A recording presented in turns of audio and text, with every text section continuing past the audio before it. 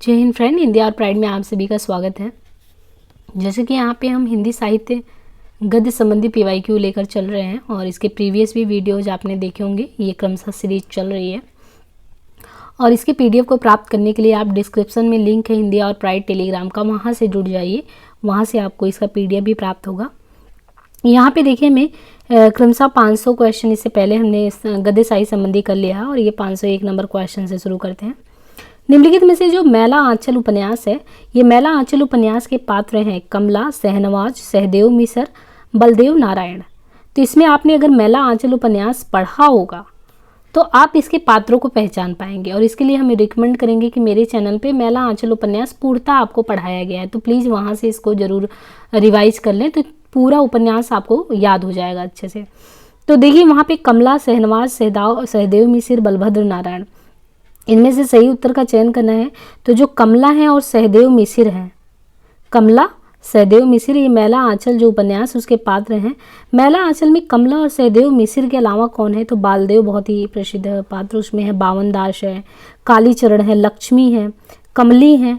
तो कमला, सहदेव मिसर ये जो है तो हैं ही, साथ ही बलदेव जो है, बालदेव, बावन दास, कालीचरण, लक्ष्मी, कमली, राम खिलावन, रामदास, सेवादास है ना, कृपाल सिंह, डॉक्टर प्रशांत, तहसीलदार वासुदेव आदि। मैला आंचल कब लिखा गया? 1954 में। फणीश्वर नाथ रेणु जी का आंचलिक है। ये जितने भी पात्र दिए इन पात्रों को जरूर आप कंठस्थ रखिए कि ये किसमें से हैं। कालीचरण, लक्ष्मी, कमली, राम खिलावन, रामदास, सेवादास, कृपाल सिंह, डॉक्टर प्रशांत, तहसीलदार वासुदेव, ये सभी। यशपाल कृत झूठा सच उपन्यास। तो यशपाल कृत झूठा सच उपन्यास, फ्रेंड्स जो भी आपके पाठ्यक्रम में उपन्यास लगे हैं प्लीज़ उसको शॉर्ट में पढ़ने की कोशिश ना करें। वो जितने भी आपको उपन्यास कराएंगे क्रमशः देखते रहिए और चैनल पे जितने भी आपके उसमें यूजीसी नेट पाठ्यक्रम में लगे हैं उसको हम पूरी कोशिश करेंगे कि वो सारे ही उपन्यास आप पढ़ो, क्योंकि आप ना उपन्यास अगर पढ़ लेते हो तो आपको बार बार फिर रटने की ज़रूरत नहीं होती, वो सारे पात्र सब कुछ खुद कंठस्थ रहता है। तो देखिए जो झूठा सच उपन्यास है इसकी केंद्रीय विषय यशपाल के द्वारा है विभाजन की त्रासदी है, नारी की व्यवस्था और शोषण है, सांप्रदायिक दंगों की भयावहता है, भारत छोड़ो आंदोलन। नीचे दिए गए विकल्पों में से सही उत्तर का आपको चयन करना है। तो यशपाल के द्वारा जो झूठा सच उपन्यास है, यशपाल के झूठा सच उपन्यास के केंद्रीय विषय में सांप्रदायिक दंगों की जो भयावहता है, तो भयावह दृश्य है तथा विभाजन की त्रासदी को दिखाया गया है। झूठा सच जो है वो 2 भागों में विभक्त है। इसका झूठा सच का पहला वाला पार्ट जो है 1958 में है और उसका नाम है वतन और देश, और जो दूसरा है 1960 में है और दूसरे का नाम क्या है? देश का भविष्य। तो एक है वतन और देश 1960 में, एक पहला वाला जो है ये 1958 में वतन और देश और दूसरा 1960 में करके है और वो देश का भविष्य नाम से है।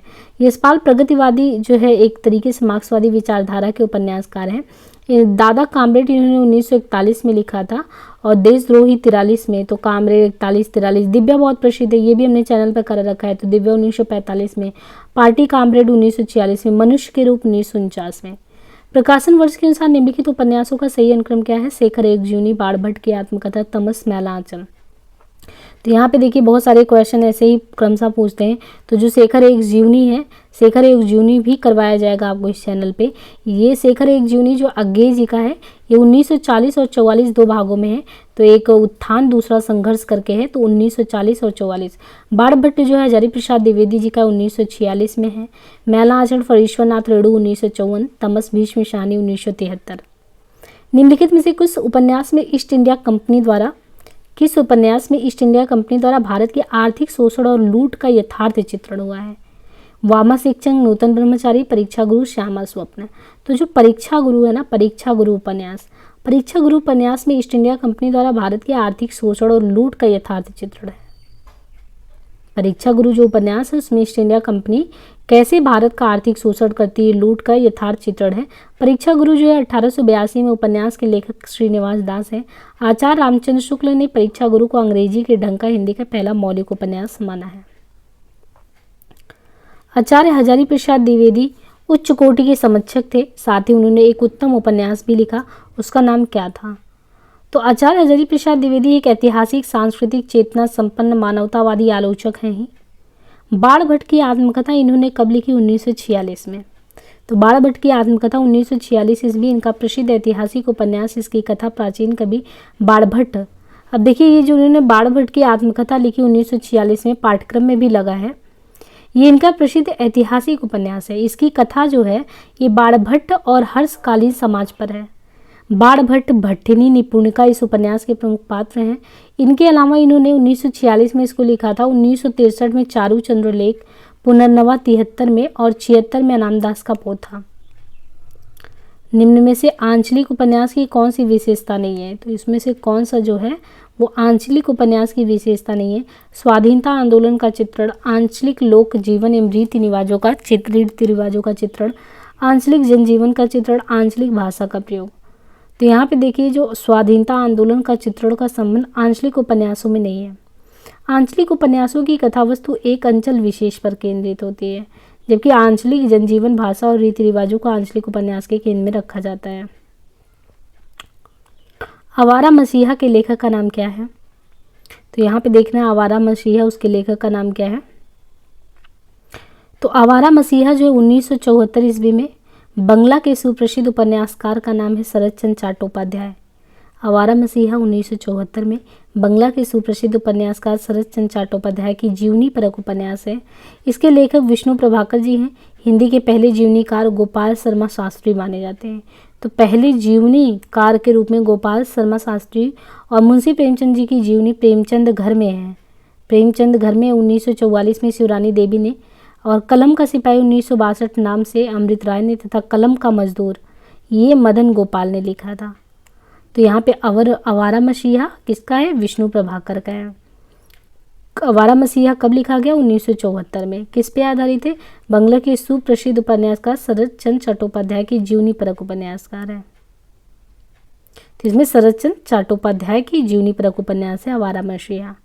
बाकी हिंदी में तो गोपाल शर्मा शास्त्री को पहला जीवनीकार मानते हैं। मुंशी प्रेमचंद का 1944 में उनकी पत्नी शिवरानी देवी ने लिखा था, प्रेमचंद घर में है। और बाकी बेटे ने लिखा 1962 में कलम का सिपाही, है ना। और इनके अलावा कलम का मजदूर मदन गोपाल ने लिखी।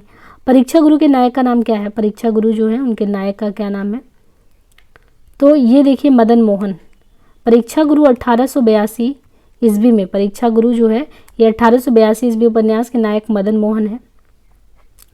परीक्षा गुरु 1882 ईस्वी उपन्यास के नायक मदन मोहन। इसके लेखक कौन है? श्रीनिवास दास।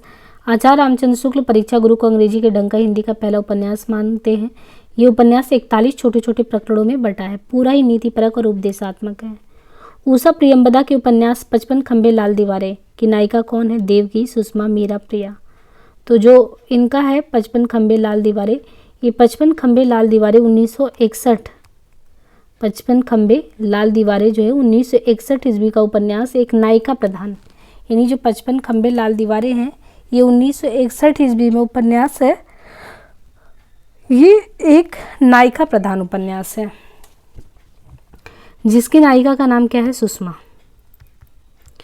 तो एक उपन्यास ऐसा है जिसमें नायिका प्रधान रूप में है, नायिका सुषमा है। यह प्रसिद्ध एवं बहुचर्चित उपन्यास है, जिसमें एक भारतीय नारी की सामाजिक एवं आर्थिक व्यवस्थाओं से उत्पन्न कुंठा को दिखाया गया है।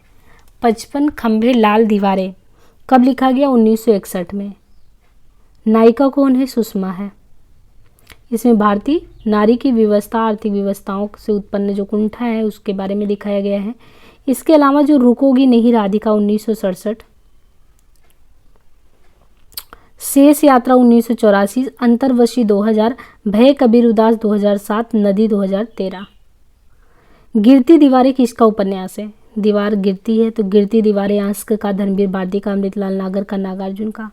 तो उपेंद्र नाथ अस्क जी का है गिरती दीवारें। गिरती दीवारें 1947 ईस्वी में अस्क के द्वारा लिखा गया उपन्यास है। गिरती दीवारों में ये है कि मध्य वर्ग का चितेरा उपन्यासकार जिसको कहा जाता है, तो मध्य वर्ग के चितेरे उपन्यासकार के रूप में हम उपेंद्र नाथ अस्क जी को जानते हैं। और इन्होंने ही बड़ी बड़ी आंखें 1955 में, बड़ी बड़ी आंखें, गर्म राख, है ना। गर्म राख कब जब देखेंगे आपकी बड़ी बड़ी आंखें खुली की खुली रह जाएंगी। तो बड़ी बड़ी आंखें, पहले आपने बड़े बड़े आंख किए 55 में, फिर 2 साल बाद गर्म राख देखा। सितारों के खेल आदि इनके महत्वपूर्ण उपन्यास हैं। महाकाल 1947, अमृतलाल नागर का पहला जो है महाकाल जो है 1947 ये अमृतलाल नागर का पहला उपन्यास है, जबकि रतिनाथ की चाची 1948 बाबा नागार्जुन का है। कौन से एक उपन्यास पूरी तरह किसान जीवन पर केंद्रित है? प्रेमाश्रम। दिए गए विकल्पों में मुंशी प्रेमचंद जी का उपन्यास है प्रेमाश्रम। मुंशी प्रेमचंद जी का कौन सा उपन्यास है? प्रेमाश्रम 1922। किसान जीवन पर केंद्रित है। इस उपन्यास में औपनिवेशिक शासन के दौरान जमींदार और किसानों के संबंध का चित्रण है प्रेमाश्रम। वैसे तो हम लोगों को गोदान लगेगा 1936 में, लेकिन ये 1922 में ही प्रेमाश्रम लिखा गया है ना। और इनके अलावा अगर देखें तो जमींदार और किसानों के संबंध का चित्रण है सेवा सदन। इनके द्वारा 1918 में वेश्या जीवन से संबंधित समस्या पर है सेवा सदन, जबकि निर्मला 1927 में दहेज या मनमेल विवाह के बारे में है। चोटी की पकड़ की विधा क्या है? चोटी की पकड़ जो है इसकी विधा क्या है? तो उपन्यास की विधा है, लेकिन है किसकी रचना? ये जो सूर्यकांत त्रिपाठी निराला जी हैं प्रमुख छायावादी कवि, तो चोटी की पकड़ उपन्यास इन्हीं का है। और ये जो रचना है ना चोटी की पकड़ निराला जी का, ये यथार्थवादी परंपरा की कृति है। इनके अन्य प्रमुख उपन्यास में अप्सरा, अलका प्रभावती, निरूपमा तथा कुल्ली भाट, बाकी चोटी की पकड़। सोया हुआ जल उपन्यास। सोया हुआ जल उपन्यास की विषय वस्तु निम्नलिखित में से किसके साथ जुड़ी है? भिन्न भिन्न व्यक्तियों की कहानी है। एक सराय में ठहरे हुए यात्रियों की एक रात की कहानी है। सामाजिक विसंगतियों का वर्णन है। काशी का इतिहास है। तो जो सोया हुआ जल उपन्यास है उसमें एक सराय में ठहरे हुए यात्रियों की एक रात की कहानी है। सोया हुआ जल 1954 में जो है एक प्रतीकात्मक उपन्यास है। एक जो है 1954 मेला आंचल का भी समय है। सोया हुआ जल 1954 में ही है। प्रतीकात्मक उपन्यास है। सर्वेश्वर दयाल सक्सेना के उपन्यास की बात करें तो जो 1954 में इनका जो सोया हुआ जल है 1954। पागल कुत्तों की मसीहा यानी पागल कुत्तों का मसीहा भी इनका है 1977। सूने चौखट 81। पागल कुत्तों के मसीहा उपन्यास में कुत्तों के प्रतीक में रूढ़ जीवन मूल्यों का चित्रण है। सूने चौखट 81 उपन्यास में बालक के स्वभाव का चित्रण है। सर्वेश्वर दयाल सक्सेना कवि एवं उपन्यासकार हैं। चंद्र सुधा और पम्मी धनबीर भारती जी के किस उपन्यास के पात्र हैं? गुनाहों का देवता, 11 सपनों का देश, सूरज का 7वां घोड़ा, प्रारंभ व समापन। तो चंद्र सुधा और पम्मी ये धनबीर भारती जी के गुनाहों का देवता जो है, गुनाहों के देवता के पात्र हैं। धनबीर भारती कवि उपन्यासकार हैं। भारती जी के उपन्यास गुनाहों का देवता 1949 में है। सूरज का 7वां घोड़ा 52 में है। 11 सपनों का देश, प्रारंभ व समापन। गुनाहों का देवता उपन्यास में चंद्र और सुधा के किशोर भावुक, जो चंद्र है और सुधा, इनके किशोर भावुक प्रेम की करुण कहानी है। सूरज का 7वां घोड़ा में अलिफ, लैला, पंचतंत्र आदि की कथा, प्रविधि पर नगरीय निम्न मध्य वर्ग के कटु यथार्थ का चित्रण है। सूरज का 7वां घोड़ा उपन्यास को लघु उपन्यास की संज्ञा दी गई है। सूरज का 7वां घोड़ा उपन्यास के मुख्य पात्र हैं मणिक, मुल्ला, जामुना, लिली। 1921 में असहयोग आंदोलन के दौरान सरकारी नौकरी से त्यागपत्र देने के बाद कौन सी रचनाकार पूरी तरह से साहित्य सृजन में लग गए? यानी 21 में उन्होंने रिजाइन कर दिया और साहित्य सेवा में लग गए थे। ये प्रेमचंद जी थे। 1921 के असहयोग के दौरान सरकारी नौकरी से त्यागपत्र देने के बाद प्रेमचंद जी पूरी तरह साहित्य सृजन में लग गए। 1921 ईस्वी में असहयोग के दौरान महात्मा गांधी की सरकारी नौकरी छोड़ने के आह्वान पर स्कूल इंस्पेक्टर पद से प्रेमचंद 23 जून को त्यागपत्र दे दिए। इसके बाद उन्होंने लेखन को अपना व्यवसाय बनाया। मर्यादा, माधुरी आदि पत्रिकाओं में ये संपादक पद पर काम करते रहे। निम्नलिखित में से कौन सा कथन प्रेमचंद जी के विषय में सही नहीं है? प्रेमचंद जी ने उपन्यास को जनजीवन से जोड़ा। उन्होंने किसान एवं श्रमिक वर्ग की समस्याओं को प्रस्तुत किया। उन्होंने राष्ट्रीयता का समर्थन किया। उन्होंने संस्कृतनिष्ठ भाषा का प्रयोग किया। तो प्रेमचंद जी ने तो संस्कृतनिष्ठ भाषा का प्रयोग नहीं किया। इतने सरल सहज शब्दों में उन्होंने चीज़ों को लिखा कि कोई भी व्यक्ति पढ़ सकता है, तो वो कथन गलत है। और उन्होंने राष्ट्रीयता का समर्थन किया, ठीक है, अपनी रचना में किसानों और श्रमिक के मुद्दे को उठाया। प्रेमचंद जी जो उर्दू में साहित्य, जैसे प्रेमचंद जी उर्दू से हिंदी में आए थे, अतः उनकी भाषा में उर्दू की चुस्त लोकोक्तियाँ, मुहावरे, ये सब देखने को मिलता था। शिवपालगंज जो है वो किस उपन्यास से संबंधित है? शिवपालगंज जो है ये राग दरबारी श्रीलाल शुक्ल जी का है। तो श्रीलाल शुक्ल के राग दरबारी उपन्यास से शिवपालगंज संबंधित है। राग दरबारी श्रीलाल शुक्ल का चर्चित उपन्यास है, एक तरीके से जो राजनीति व्यंग परक भी है। और इसमें 1969 में उन्हें साहित्य अकादमी पुरस्कार से सम्मानित किया गया, श्रीलाल शुक्ल जी को। किसके लिए? राग दरबारी के लिए। तो ये श्रीलाल शुक्ल का राग दरबारी 1969, साहित्य अकादमी 69 में मिला। और शिवपालगंज की जिंदगी का यथार्थ चित्रण है। इसके प्रमुख पात्र में इसके प्रमुख उपन्यास यानी जो श्रीलाल शुक्ल जी के प्रमुख उपन्यास हैं वो शूनी घाटी का सूरज, अज्ञातवास, सीमाएं टूटती हैं, मकान, विश्रामपुर का संत, पहला पड़ाव आदि है। श्रीलाल शुक्ल के उपन्यासों में राजनीति, व्यंग्य के रोमांच लिखता है। श्रीलाल शुक्ल और अमरकांत को संयुक्त रूप में यानी श्रीलाल शुक्ल को और अमरकांत को इनको संयुक्त रूप से सन 2011 का भारतीय ज्ञानपीठ पुरस्कार मिला था। 2011 में ज्ञानपीठ भी तो हिंदी में कह सकते सर्वोत्कृष्ट पुरस्कारों में से एक, तो श्रीलाल शुक्ल और अमरकांत को दोनों लोगों को संयुक्त रूप से 2011 में भारतीय ज्ञानपीठ मिला था। और बाकी अधकिला फूल जो है, अधकिला फूल 1960, ठेठ इंडी का ठाठ, देवबाला 1899, अयोध्या सिंह उपाध्याय हरिओत का उपन्यास है। हार सुमित्रानंद पंत द्वारा रचित उपन्यास है। परीक्षा गुरु 1882 ईस्वी लाला श्रीनिवास दास का उपन्यास है।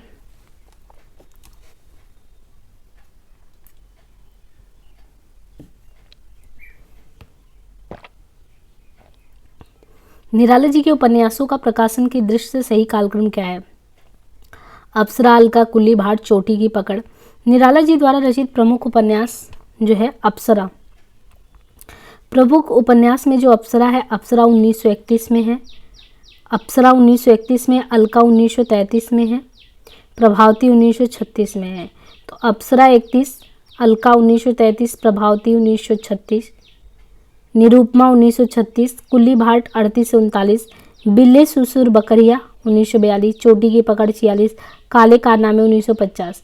कुल्ली भाट और बिल्लेसुर बकरिया की गणना संस्मरणात्मक उपन्यास में होती है। अप्सरा उपन्यास के प्रमुख पात्र कनक है। दहेज प्रथा, अनमेल विवाह के दुष्परिणाम का चित्र प्रेमचंद जी ने निम्न में से किस उपन्यास में किया है? यदि दहेज प्रथा और अनमेल विवाह इसका जो दुष्परिणाम होता है वो किस में देखने को मिलता है? तो ये निर्मला में देखने को मिलता है। निर्मला उपन्यास जो है ये जो है अनमेल विवाह के दुष्परिणाम को चित्रित करता है। प्रेमचंद 1880 से 1936 यानी जो प्रेमचंद जी का समय 1880 से 1936। मूल नाम धनपत राय, उर्दू में नवाब राय। तो मूल नाम धनपत था, उर्दू में नवाब राय से लिखते थे। मुंशी प्रेमचंद को उपन्यास सम्राट कहते। उपन्यासों में इनका प्रेमा है, रूठी रानी है, प्रेमा, रूठी रानी, सेवा सदन, वरदान, प्रेमाश्रम, रंगभूमि, कायाकल्प, निर्मला, प्रतिज्ञा, गबन, कर्मभूमि, गोदान आदि है। प्रेमाश्रम में किसानों की दुर्दशा, जमींदारों का अत्याचार, यानी जो प्रेमाश्रम है इनका किसान से संबंधित उपन्यास है। तो इसमें किसान की दुर्दशा, जमींदार का अत्याचार, वकीलों की बेरहमी, अदालतों और अफसरों की धांधली। और रंगभूमि जो है वो रंगभूमि उपन्यास में औद्योगिकरण का जो दोष है एवं पूंजीपतियों के शोषण तथा अंग्रेजों के अत्याचार का चित्रण है रंगभूमि में। कर्मभूमि उपन्यास में हिंदू मुस्लिम एकता एवं दलित किसानों के उत्थान की बात है।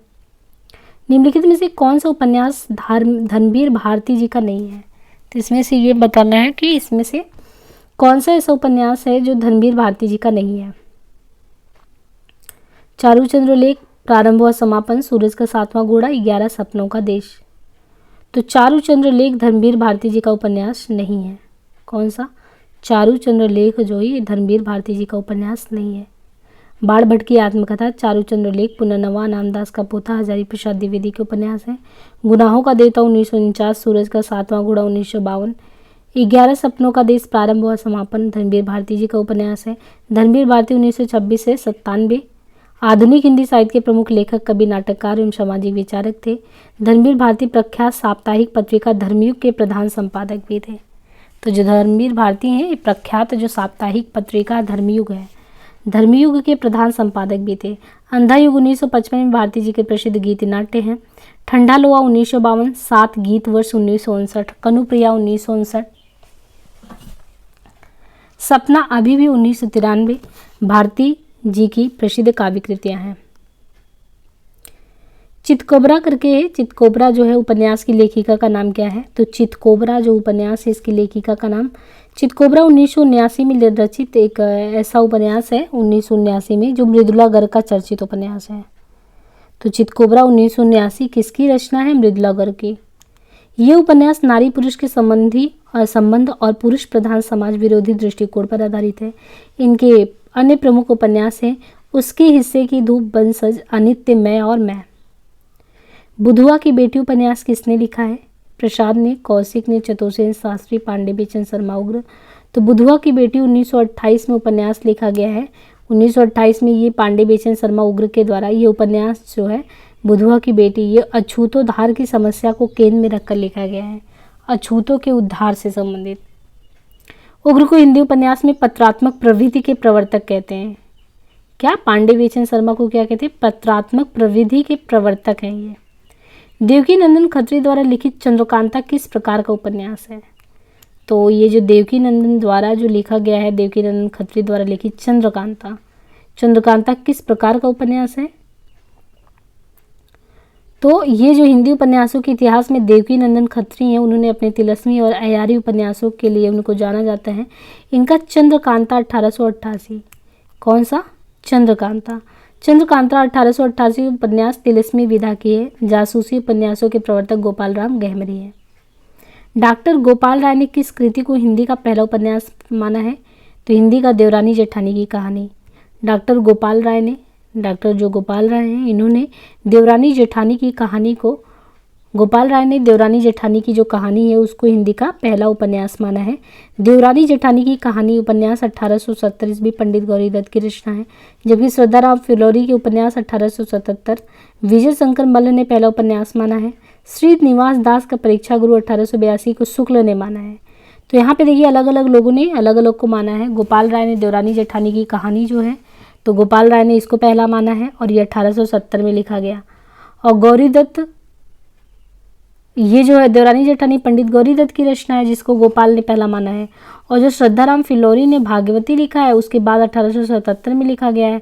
तो ये जो है विजय शंकर मल्ल ने माना है इसको, विजय शंकर मल्ल ने। और श्रीनिवास दास का जो परीक्षा गुरु है 82 में, उसको शुक्ल ने माना है। तो शुक्ल ने आखिर 1882 में किसको माना है? श्रीनिवास दास का परीक्षा गुरु, हिंदी के पहले उपन्यास। और वामा शिक्षक 72 में है, तो ईश्वरी प्रसाद व कल्याण राय ने जो है वामा शिक्षक को माना है। फांस उपन्यास का मूल कथ्य क्या है? तो उपन्यास का नाम है फांस। फांस एक इसका मूल कथ्य क्या है? गरीब अमीर का संघर्ष, स्त्री संघर्ष, किसान आत्महत्या, दलित संघर्ष। तो इसमें जो फांस उपन्यास है ना, ये फांस उपन्यास का मूल कथ्य किसान आत्महत्या का है।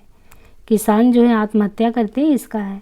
यह संजीव द्वारा रचित उपन्यास है, यानी फांस जो है, फांस को किसने लिखा है? संजीव ने लिखा है। फांस संजीव द्वारा रचित उपन्यास है, किसान की आत्महत्या पर इस पे संबंधित है। संजीव द्वारा लिखित अन्य उपन्यास में है किशनगढ़ के अहेरी। फांस के अलावा देखिए संजीव का कौन सा और है? तो संजीव का किशनगढ़ के अहेरी 1981, सर्कस 84 में, धार 1990, सावधान, नीचे आग है 1986, जंगल जहाँ शुरू होता है 2000 में।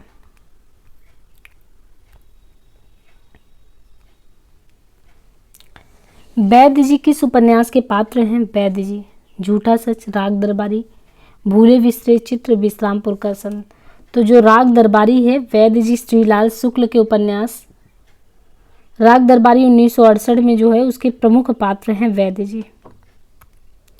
इस उपन्यास में शिवपालगंज की जिंदगी का यथार्थ चित्रण है। राग दरबारी पर इन्हें 1969 में साहित्य का अकादमी पुरस्कार भी मिला, यानी 68 में ये आया था। श्रीलाल शुक्ल का जो राग दरबारी 1968 में आया, 69 में इसमें साहित्य अकादमी पुरस्कार से इसको सम्मानित किया गया। सोना घाटी सूरज 57 में है इनका, और अज्ञातवास 62 में है, विश्रामपुर का संत 1998 में है। उपन्यास पात्र और रचनाकारों के नाम को सुमेलित करना है। राग दरबारी जो है, राग दरबारी में वैद्य जी, रूपन बाबू, बद्री पहलवान, रंगनाथ, जोगनाथ श्रीलाल शुक्ल का है। विश्रामपुर का संत जो है श्रीलाल शुक्ल का विश्रामपुर का संत भी है। इसमें कुंवर जयंती प्रसाद, राजश्री धीरज सिंह। झूठा सच में जयदेवपुरी, तारा कनक यशपाल का है। भूले विश्रेचित विद्या ज्वाला प्रसाद, भगवती चरण वर्मा का है। प्रेमचंद का कौन सा उपन्यास पहले उर्दू में बजारे हुस्न। तो जो प्रेमचंद जी का है, कौन सा उपन्यास पहले उर्दू में बजारे हुस्न के नाम से लिखा गया था? प्रेमाश्रम, सेवा सदन, कायाकल्प, रंगभूमि। तो ये दो बार क्वेश्चन आ चुका है कि किसको जो है बजारे हुस्न के नाम से लिखा गया था।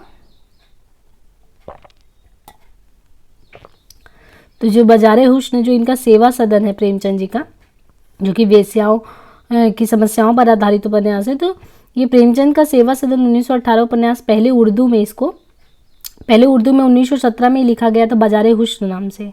बाद में इसको सेवा सदन हिंदी में आया तो 1918 में है। जो प्रेमाश्रम इनका 1922 किसानों पर है, रंगभूमि 25 और 1926 और भी है, कायाकल्प 1926 में है। सेवा सदन प्रेमचंद का पहला प्रौढ़ उपन्यास है जो 1922 में, सेवा सदन जो इनका 1918 प्रौढ़ है। और प्रेमाश्रम उपन्यास पहले उर्दू में गोसाए आफियात से था। तो यहाँ पे समझना है कि जो इनका बाजारे हुस्न था 17 से, तो 18 में आया वेश्याओं की समस्या, तो इसमें प्रेमचंद जी का पहला प्रौढ़तम है। और जो प्रेमाश्रम किसानों पर आधारित है 1922 में आया था। इसके पहले प्रेमाश्रम गोसाए आफियात नाम से था। और जो रंगभूमि है चौगाने हस्ती करके रंगभूमि का था, चौगाने हस्ती। दिल एक सादा कागज, धरती धन्ना अपना, जाग मच्छंदर गोरा काया, नागफनी का देश। और यहाँ पे क्रमशः राही मासूम रजा, अमृत राय, जगदीश चंद्र, विशंबर नाथ उपाध्याय, इन्हीं लेखकों में से आपको मिलाना है कौन सा किसका है। तो यहाँ पे जैसे दिल एक सादा कागज है तो राही मासूम रजा, जिनका हम लोग आधा गाँव भी पढ़ते हैं, तो ये जो दिल एक सादा कागज, दिल क्या है, एक सादा कागज है, राही मासूम रजा का है। धरती धमना अपना जगदीश चंद्र का है। जाग मचंदर गोरा खायो, ये विशंबर नाथ उपाध्याय का है, विशंबर नाथ उपाध्याय का है। जाग मचंदर गोरा खायो। नागफनी का देश अमृत राय का है। राही मासूम रजा के जो उपन्यास है आधा गांव, देखिए यहाँ पे दिया आधा गांव 1966 में लिखा था, बहुत ही प्रसिद्ध है आधा गांव। तो एक तो राही मासूम रजा का आधा गांव हो गया 1966। टोपी शुक्ला, टोपी शुक्ला इनका 1969 है। ओस की बूंद 70, कटरा की आरजू, तो आधा गांव 66, टोपी शुक्ला 69, ओस की बूंद 70, कटरा की आरजू 78। अमृत राय के प्रमुख उपन्यास कौन से हैं, तो अमृत राय के प्रमुख उपन्यासों में बीज 1952 में बीज है। नागफनी का देश 53, जंगल 69, धुआं 77। जगदीश चंद्र माथुर के प्रमुख उपन्यास में आधा पुल है। देखिए उन्होंने आधा गांव लिखा था मासूम रजा ने, जगदीश चंद्र ने लिखा आधा पुल 1973 में आधा पुल। मुट्ठी भर काकर 1976, लाट की वापसी 2000। और विशंबर नाथ उपाध्याय के प्रमुख उपन्यासकार हैं जाग मचंदर गोरा खाए, जोगी मत जा। तो विशंबर नाथ का है कि जाग मचंदर गोरा खाए, जोगी मत जा, तो दो ये हो गए।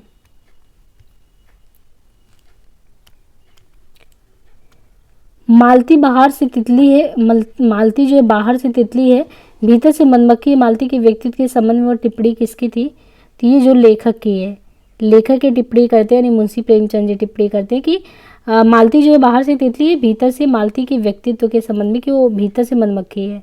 ये मुंशी प्रेमचंद 1880 से 36 तक का मूल नाम इनका धनपत, तो उर्दू में नवाब राय से प्रेमचंद से फिर लिखते थे। प्रेमचंद को उपन्यास सम्राट कहते हैं। इन्हें कथाकार शरद चंद्र चट्टोपाध्याय ने इनको उपन्यास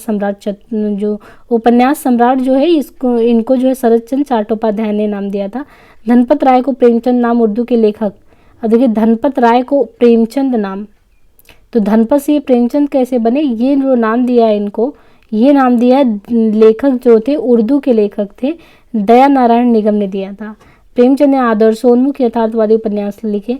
देवस्थान रहस्य 1905 में, तो मुंशी प्रेमचंद जी द्वारा 1905 में ही लिखा गया था, 1905 में ही देवस्थान रहस्य। प्रेमा 1907 है, तो 5 में देवस्थान रहस्य, प्रेमा 1907। सेवा सदन 1918, वरदान 1921, प्रेमाश्रम 22, रंगभूमि 25, कायाकल्प 26, निर्बला 1927, गबन 1931, कर्मभूमि 1932 और गोदान जो है 1936। किस विकल्प के तहत लिखित कोई एक स्त्री पात्र गोदान की कथा में नहीं है, तो कौन सी ऐसी स्त्री पात्र है जो गोदान के, बताएगा कि किस विकल्प के तहत लिखित कोई एक पात्र स्त्री पात्र गोदान की कथा में वो पात्र नहीं है, तो धनिया मालती वृंदा। इसके तहत जो वृंदा पात्र है वो कथा में नहीं है। गोदान 36 में लिखा गया 1936 में, एक तरीके से पूर्ण रूप से इनका अंतिम उपन्यास था। और गोदान को भारतीय जीवन के महाकाव्य में भी देखा जाता है। गोदान में किसान जीवन की महागाथा ऋण की समस्या का अंकन है। इनके प्रमुख पात्रों में होरी, गोबर, धनिया, झुनिया, पुनिया, दाता दीन, माता दीन, नोखीराम, झुंगरी, सिलिया, रूपा, सोना, ये सभी हैं।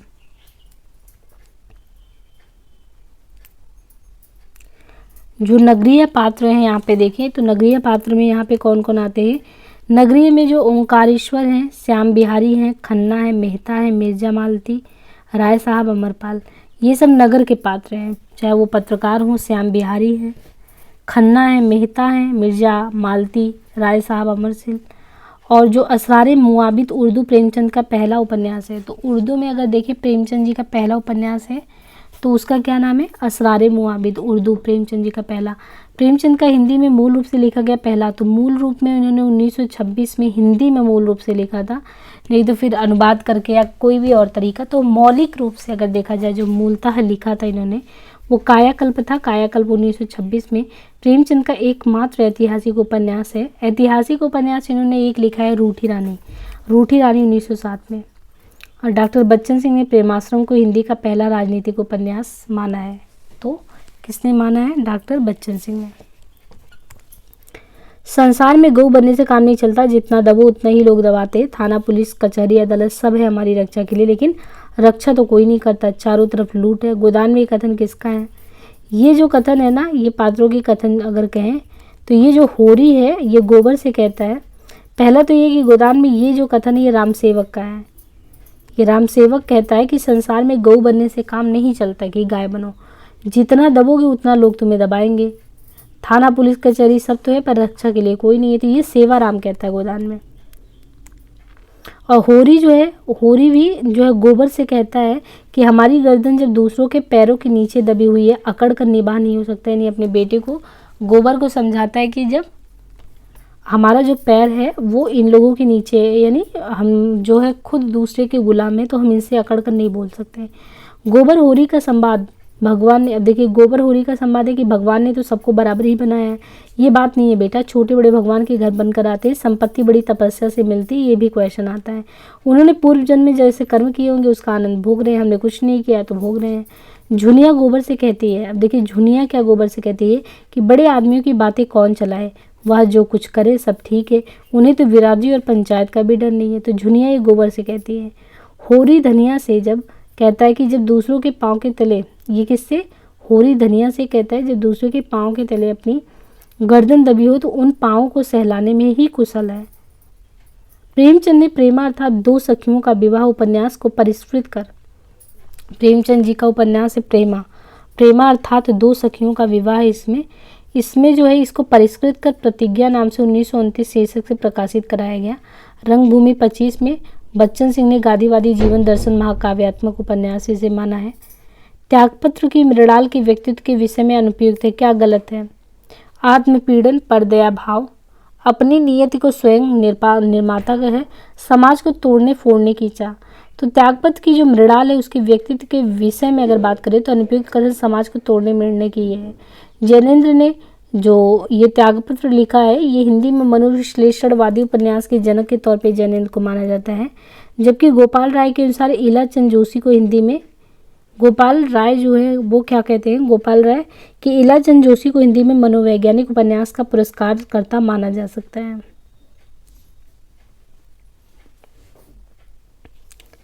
जैनेन्द्र ने कौन सी रचनाएं लिखी हैं? तो फर्क 1929 में, सुनीता 1934 में, त्यागपत्र 1937। तो त्यागपत्र 1937 में, कल्याणी 39 में, सुखदा 52 में, विवर्त 53 में, जयवर्धन 56 में, मुक्तिबोध 65, अनंतर 1968, आनाम स्वामी 1974 और दशार्क जो है 1985 में। निम्नलिखित में से त्यागपत्र का प्रमुख संदर्भ क्या है? तो जो त्यागपत्र है मनोवैज्ञानिक, त्यागपत्र का प्रमुख संदर्भ मनोवैज्ञानिक है। जैनेन्द्र, इलाचंद जोशी अज्ञेय तथा देवराज मनोविश्लेषणवादी उपन्यासकार हैं। त्यागपत्र 1937 में जैनेन्द्र का सर्वाधिक प्रसिद्ध उपन्यास है। उपन्यास में मृणाल के माध्यम से स्त्री के उत्पीड़न तथा विद्रोही व्यक्तित्व का चित्रित उजागर हुआ है। त्यागपत्र उपन्यास के प्रमुख पात्र कौन है? तो प्रमोद है, मृणाल है, दयाल है। प्रमोद, मृणाल, दयाल। परख 1929 उपन्यास का केंद्रीय विषय क्या है? परख जो है वो प्रेम के एक विशेष आदर्श को चित्रित करता है।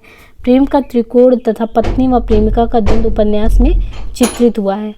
और सुनीता 1934 ईस्वी में जैनेन्द्र ने श्रीकांत, सुनीता एवं हरिप्रश्न के मनोभाव को विश्लेषित किया है। त्यागपत्र में प्रमोद के चरित्र से मेल नहीं खाने वाला कथन कौन सा है? उसके चिंतन की परिणति आत्मविसर्जन में होती है। समाज की विषमताओं को देखकर उनके बारे में सोचता है, समाधान की तलाश में बेचैन रहता है, आत्मलोचन के माध्यम से सभ्य समाज की विसंगतियों को ढकने का प्रयास करता है। तो उसके चिंतन की परिणति बाद में वो बहुत ही ज़्यादा मतलब कि अपनी ग्लानि फील करता है कि अपनी बुआ को नहीं बचा पाता, तो वो तो है ही। उस समाज की विषमताओं को देखकर उनके बारे में सोचता है, फिर समाधान की तलाश में बेचैन रहता है, त्यागपत्र में जो प्रमोद का चरित्र है उसे मेल नहीं खाने वाला कथन आत्मलोचन के माध्यम से सभ्य समाज की विसंगति को ढकने का नहीं, विसंगति को ढकने का प्रयास नहीं करता, वो तो डरता नहीं है। शेष विकल्पों की कथन प्रमोद के चरित्र से मेल खाता है। जैनेन्द्र के अधिकांश उपन्यासों का मूल विषय क्या है? काम, पीड़ा एवं अहम का समर्पण कर देना। जैनेन्द्र का त्यागपत्र एक मनोविश्लेषणात्मक तथा नायिका प्रधान आत्मकथात्मक उपन्यास है। इसमें नारी जाति संबंधी समस्याओं को उठाया गया है। जैनेन्द्र ने त्यागपत्र में मृणाल की व्यथा लिखी है, लेकिन उसकी समस्याएं केवल उसी की अपनी नहीं है, अपितु उसकी सारी समस्याएं सामान्य नारी जाति से भी जुड़ी हुई हैं। त्यागपत्र में लेखक सिर्फ मृणाल का चरित्र उद्घाटित करना चाहता है, ऐसा वह उसके भतीजे प्रमोद के माध्यम से करता है। इस प्रक्रिया में प्रमोद का चरित्र भी उद्घाटित होता है। प्रमोद न्यायप्रिय है, परंतु वह कुछ कर नहीं सकता, केवल मृणाल के दुखों को महसूस कर पाता है। लेखक प्रमोद के अपराध बोध से उत्पन्न इस कृत्य को महत्वपूर्ण मानकर उपन्यास का शीर्षक त्यागपत्र रख देते कि कैसे वो बाद में जो है अपने पद पे जो रहता है वहां से वो त्यागपत्र दे देता है।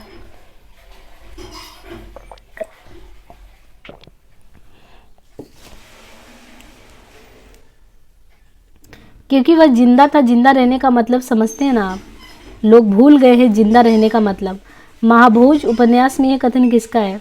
दत्ता बाबू, दास साहब, बिंदा, महेश शर्मा। क्योंकि वह जिंदा था, जिंदा रहने का मतलब ही जो महाभोज उपन्यास है मनु भंडारी जी का, इसमें ये कथन जो है बिंदा का है। बिंदा कहता है मनु भंडारी का महाभोज सबसे पहला उपन्यास जो है सर्वप्रथम उपन्यास के रूप में 1979 में प्रकाशित हुआ था। 1979 में उपन्यास की दृष्टि से महाभोज न चरित्र प्रधान है न समस्या प्रधान। महाभोज आज के मतलब उसमें न चरित्र प्रधान न समस्या, आज का जो राजनीतिक माहौल उसी को उजागर करने की कोशिश की गई है। महाभोज उपन्यास के प्रमुख पात्रों में दास साहब विशेषर, बिंदा, हीरा, सुकुल बाबू, जोरावर। दास साहब कहते हैं कि कानून हाथ में लेते ही आदमी बेताज का बादशाह हो जाता है। दास साहब इसमें कहते हैं कि कानून जो होता है, कभी भी कोई व्यक्ति जब कानून को अपने हाथ में लेता है तो बिना ताज यानी बिना ताज लगाए वो अपने को बादशाह समझता है। बिंदा कहता है कि और जो जिंदा वे अब जी नहीं सकते, और जो जिंदा हैं वे अब जी नहीं सकते, अपने इस देश में मार दिए जाते हैं कुत्ते की मौत।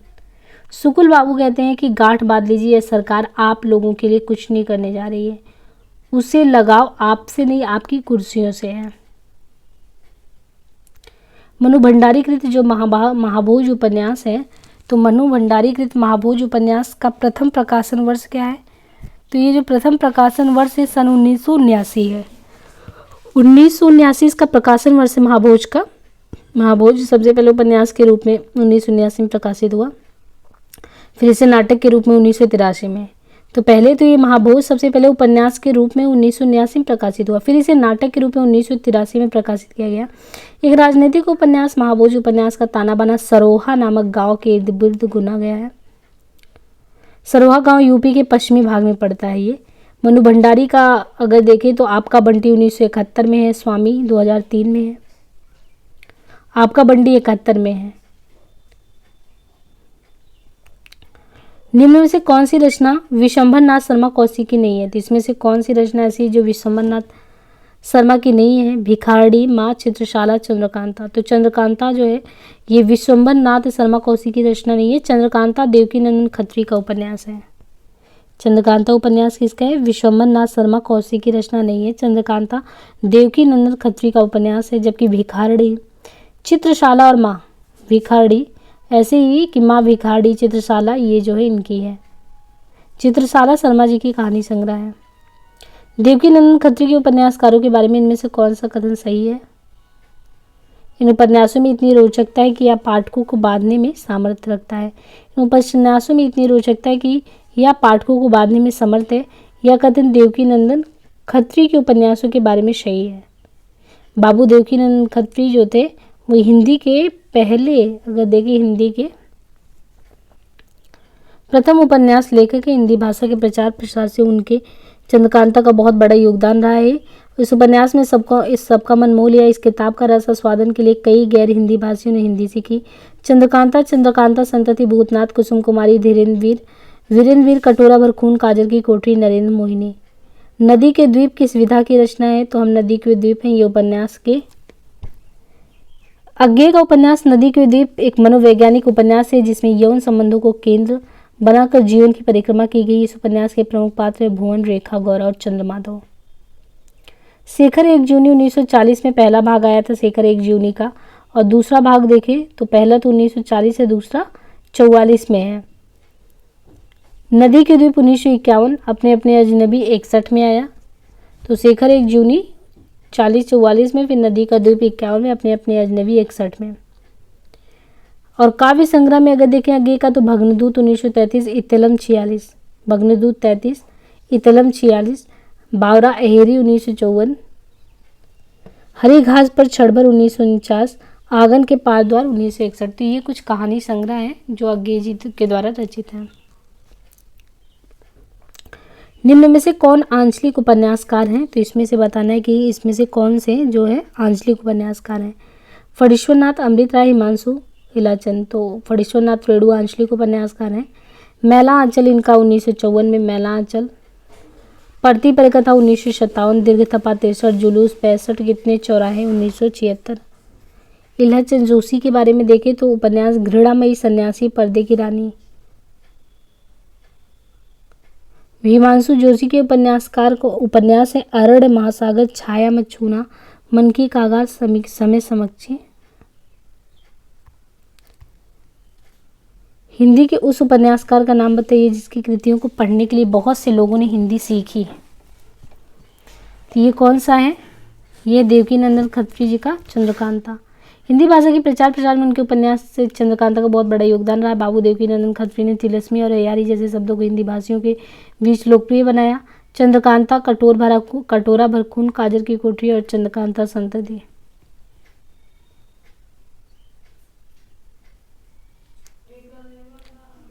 बालकृष्ण भट्ट के उपन्यास जो है बालकृष्ण भट्ट द्वारा जो रचित उपन्यास है उसमें नूतन ब्रह्मचारी, 100 अजान एक सुजान तथा रहस्य कथा है। शरद चंद्र चटर्जी ने प्रेमचंद का उपन्यास सम्राट उनको नाम दिया था। जासूसी उपन्यासों का हिंदी में प्रवर्तन करने का श्रेय किसको जाता है? तो जासूसी गोपाल राय गहमरी जी का है हिंदी में प्रवर्तन। पाश्चात्य साहित्य में आर्थर कॉनन डॉयल है। तो पाश्चात्य अगर साहित्य देखेंगे तो उसमें आर्थर कॉनन डॉयल है, यहाँ पे गोपाल राय गहमरी है। इस कोटि के उपन्यासों में प्राय चोरी, डकैती, खून ये सब आता है। हिंदी में लगभग 200 उपन्यासों की रचना गहमरी ने की है। गुप्तचर 1900, अद्भुत लाश 1896, बेकसूर की फांसी 1990, सरकटी लाश 90, किशोरी लाल गोस्वामी, स्वर्गीय कुसुम व कुसुम कुमारी 1901, लवंगलता या आदर्श बाला, तो किशोरी लाल का ये भी है, स्वर्गीय कुसुम का कुसुम, और लवंगलता या आदर्श बाला 1890, चपलता व नव्य समाज 1903, अंगूठी का नगीना 1918। वह सफर था कि मुकाम था कृति की लेखिका है। वो सफर था या मुकाम था ये कृति है। कृति की लेखिका कौन है? तो वह सफर था कि मुकाम था कृति की लेखिका मैत्रेयी पुष्पा है। ये रचना किसने लिखा है? वह सफर था या मुकाम था, ये मैत्रेयी पुष्पा ने। मैत्रेयी पुष्पा के उपन्यास है स्मृति दंश बेतवा बहती रही, यानी स्मृति दंश बेतवा बहती रही, इदन्नम, चाक, झुलानट, अलमा कबूतरी, कहे ईश्वरी फाग और थ्रियाहट। भारतेंदुकालीन किस उपन्यास से आधुनिकता की शुरुआत मानी जाती है? तो परीक्षा गुरु। परीक्षा गुरु को जो कि लाला श्रीनिवास दास द्वारा है, आधुनिकता की शुरुआत मानी जाती है। रानी केतकी की कहानी, उदयभान चरित, इंसाल्लाह खां, 100 अजान एक सुजान बालकृष्ण भट्ट तथा देवकीनंदन खत्री का उपन्यास। मुझे चांद चाहिए, तो ये है सुरेंद्र वर्मा जी का है। मुझे चांद चाहिए के रचनाकार कौन है? सुरेंद्र वर्मा। मुझे चांद चाहिए सुरेंद्र वर्मा जी की रचना है। इसे उपन्यास जो है यानी मुझे चांद चाहिए जिसके सुरेंद्र वर्मा है। इस उपन्यास पे 1996 ईस्वी में साहित्य अकादमी पुरस्कार भी मिला था। अपना मोर्चा, काशी काशी, रेहन पर अग्गू, काशीनाथ सिंह के प्रमुख उपन्यास, राग दरबारी, आदमी का जहर, सुनी घाटी का सूरज श्रीलाल शुक्ल के प्रमुख उपन्यास हैं। प्रकाशन वर्ष और उपन्यासों का सही अनुक्रम यहाँ पे देखें तो दिव्या जो है, दिव्या उपन्यास 1945 यशपाल जी का, जहाज का पंछी 1954 इलाचन जोशी का है। तो दिव्या 1945 यशपाल, जहाज का पंछी 1954 इलाचन, अमृत विष 1966 नागर जी का, पहला पड़ाव 1987 श्रीलाल शुक्ल का। बाधो न नाव इस ठाव के लेखक कौन है? तो बाधो न नाव इस ठाव ये उपेंद्र नाथ अस्क जी का है। बाधो न ठाव उपेंद्र नाथ अस्क की रचना है। और इनके अन्य उपन्यास में देखें तो गिरती दीवारें, गर्म राख, शहर में घूमता आईना, पत्थर पत्थर आदि है। जबकि महाप्राण कवि सूर्यकांत त्रिपाठी निराला की रचना का नाम बांधो ना नाव इस ठाव बंधु एक कविता भी है। तो दो चीज़ें हो गई, बांधो ना नाव इस ठाव ये अस्क जी की उपन्यास है, अस्क जी के बांधो ना ठाव इस नाव करके है, तो बांधो ना नाव इस ठाव ये उपेंद्र नाथ अस्क का उपन्यास है।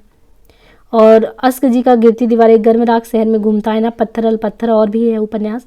जबकि जो महाप्राण सूर्यकांत त्रिपाठी निराला जी की रचना का नाम है बांधो न नाव इस ठाव बंधु ये कविता है। सरोज स्मृति, राम की शक्ति पूजा, कुकुरमुत्ता, बादल राग, आराधना अर्चना, परिमल गीत का आदि भी निराला जी की रचना है। जो आधा गांव है इनमें से किस विधा की रचना है? तो कहानी, नाटक, उपन्यास, संस्मरण। तो यहाँ पे देखिए उपन्यास जो विधा है, आधा गांव जो उपन्यास है ये जो है विधा, कौन सी विधा की रचना है आधा गांव? इसके लेखक ये उपन्यास विधा की है, इसके लेखक राही मासूम रजा हैं। इनके अन्य उपन्यासों में टोपी शुक्ला, हिम्मत जौनपुरी, ओस की बूंद, दिल एक सादा कागज, सीन 75, कटरा वी आरजू और भी रचनाएं हैं। आचार्य हजारी प्रसाद द्विवेदी जी के बारे में बात करें तो आचार्य हजारी प्रसाद द्विवेदी किस धारा के उपन्यासकार है?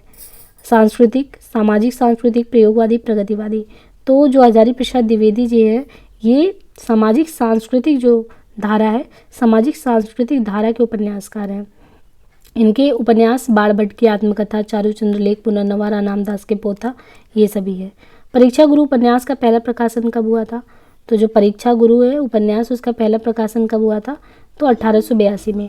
लाला श्रीनिवास दास का जो उपन्यास है, लाला श्रीनिवास दास का जो कृति है उपन्यास परीक्षा गुरु, उसका पहला प्रकाशन 1882 में। परीक्षा गुरु हिंदी का पहला उपन्यास है, जबकि 1877 में श्रद्धाराम फिलौरी का भाग्यवती है। 90 में किशोरीलाल गोस्वामी का जो लौंगलता व आदर्श बाला है। तो कुल यहाँ पे उन्हें 50 प्रश्न किए हिंदी गद्य साहित्य संबंधी, तो टोटल हो गए 550। और हिंदी और प्राइड करके यहाँ पे टेलीग्राम का लिंक है डिस्क्रिप्शन में दिया, वहाँ से जुड़कर आप PDF प्राप्त कर सकते हैं। बाकी जितनी भी वीडियोज क्रमशः दी गई है उनको क्रमशः करिए। और ये प्रैक्टिस सेट करीबन आपको 13,000 क्वेश्चन का प्रैक्टिस सेट है जिसको हम कंटिन्यूअस लेके चल रहे हैं, और आप भी कंटिन्यूअस करिए। इसमें जितने भी प्रीवियस के क्वेश्चन हैं आप देखिए कि जितने भी असिस्टेंट प्रोफेसर के एग्ज़ाम होते हैं, TGT, PGT, DSSB, KVS, तो बहुत सारे एग्ज़ामों का इसमें सारे का क्वेश्चन का संग्रहित है। तो 13,000 क्वेश्चन अगर आप सच में अच्छे से प्रैक्टिस करते हो, बार बार सुनते हो, तो काफ़ी चीज़ें आपको याद हो जाएंगी। आज के लिए इतना ही, धन्यवाद।